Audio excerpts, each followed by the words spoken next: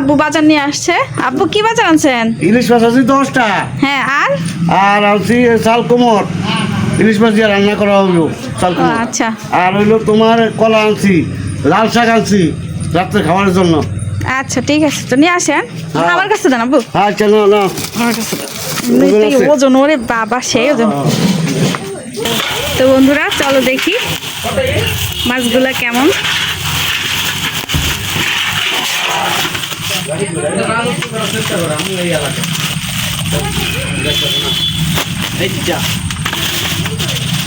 মাশাআল্লাহ, মাছগুলো তো অনেক সুন্দর, টাটকা টাটকা একদম।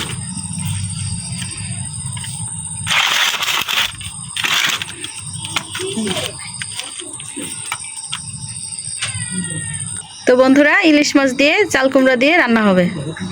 তো কিভাবে ইলিশ মাছ দিয়ে চাল কুমড়া দিয়ে রান্না করি সেটা তোমরা দেখতে থাকো। তুই চলে আসছে ইলিশ মাছ দেখা। তুমি কি ইলিশ মাছ খাবা? হুম,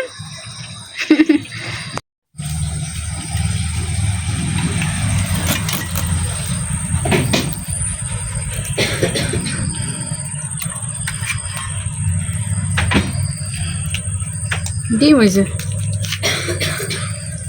প্রেশার ডিম।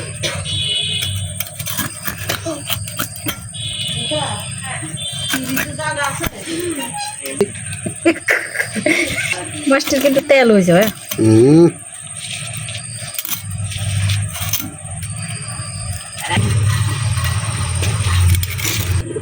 লবণ দিবেন?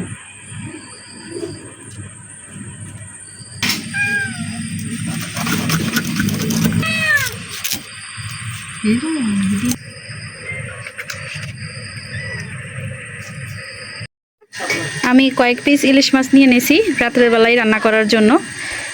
যেহেতু টাটকা টাটকা খাওয়ার মজাটাই হচ্ছে আলাদা, এই জন্য। কেননা এখন রাত্রের বেলা ইলিশ মাছটা খাওয়া মানে নদী থেকে দইরা তারপরে সরাসরি খাওয়া। আর এটা যদি এখন ফ্রিজে রেখে দিই তাইলে বাসি হয়ে যাবে, খাইতে অতটা ভালো লাগবে না। তারপরও কি আর করার, এই জন্য রাত্রেই নিয়ে নিছি চাল কুমড়া দিয়ে রান্না করব। এই জায়গায় আমি ডিম নিয়ে নিছি, তারপরে ইলিশ মাছের যে পেটি ওইটা নিয়ে নিছি। আর ইলিশ মাছের পেটিটা খাইতে কিন্তু অনেক বেশি মজা লাগে। তোমাদের কার কাছে কেমন লাগে অবশ্যই জানাবা বন্ধুরা। তো নিয়ে নিতেছি রান্না করার জন্য ইলিশ মাছ আর চাল কুমড়া। এই যে বন্ধুরা ইলিশ মাছ দিয়ে রান্না করার জন্য চাল কুমড়াটা নিয়ে নিতেছি। চাল কুমড়াটা কিন্তু হাজই আর নরম আছে, শক্ত হয় না এখনো। আর ইলিশ মাছ দিয়ে কিন্তু চাল কুমড়া দিয়ে অনেক মজা।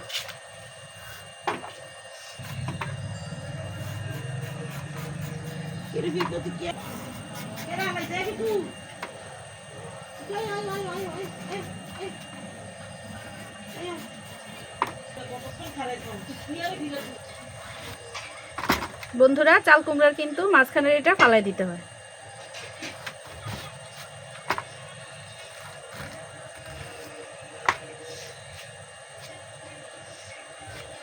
চাল কুমড়াটা নাম রাখছে কিসের জন্য? চালে হয় এই জন্য। তো বন্ধুরা ইলিশ মাছটা কাটা ধোয়া শেষ, এখন আমি রান্না করব। অনেকগুলা ডিম হয়েছে, তারপর পেটিগুলা দেখতে অনেক সুন্দর লাগতেছে। টাটকা টাটকা মাছ খাওয়ার আসলে মজাটাই আলাদা।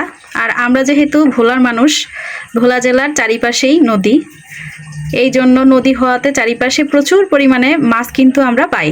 আর মাছগুলো অনেক সহজলভ্য, এই জন্য অনেক পরিমাণে টাটকা মাছ আমরা খাইতে পারি। ভোলার মানুষ বইলা কথা। মাছগুলো একদম কি সুন্দর, মাশাআল্লাহ তেলও হয়েছে আর একদম টাটকা, যেহেতু খাইতেও দারুণ মজা হবে।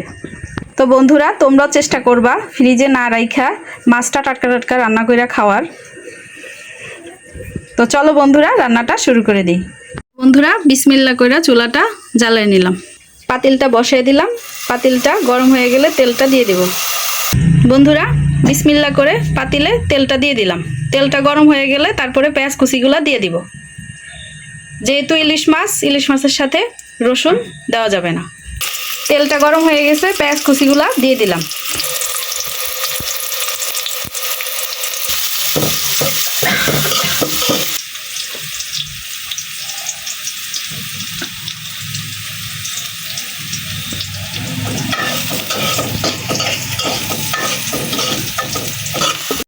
বন্ধুরা এখন দিয়ে দিব স্বাদ মতো লবণ, পরিমাণ মতো হলুদের গুঁড়া, পরিমাণ মতো মরিচের গুঁড়া। তো বন্ধুরা হলুদ মরিচ লবণ সব কিছু আমি দিয়ে দিচ্ছি, এখন কষায় নেব।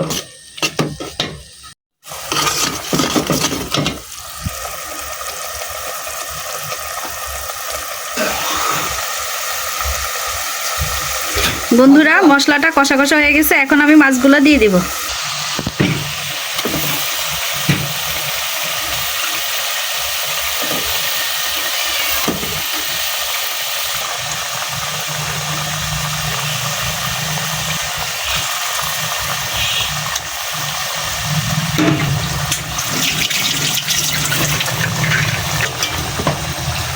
তো বন্ধুরা মাছগুলো আমি দিয়ে দিছি, এখন এই মাছগুলা একটু কষায় নিব।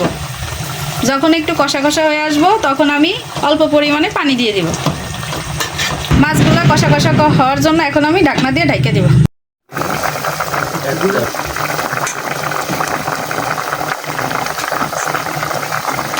তো বন্ধুরা মাছটা কিন্তু কষা কষা হয়ে গেছে, এখন মাছটা তুইলা তারপরে চাল কুমড়াগুলো দিয়ে দিব। তো বন্ধুরা চাল কুমড়াগুলো আমি দিয়ে দিলাম, এখন চাল কুমড়াগুলো সেদ্ধ হওয়ার পালা।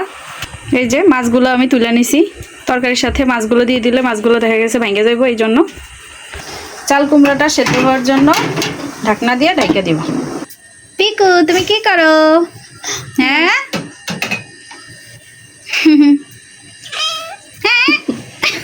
বন্ধুরা চাল কুমড়াটা সিদ্ধ হয়ে গেছে, এই জন্য ইলিশ মাছগুলো দিয়ে দিছি। তো প্রায় হয়ে আসছে, এখন চুলা থেকে নামায় নিব।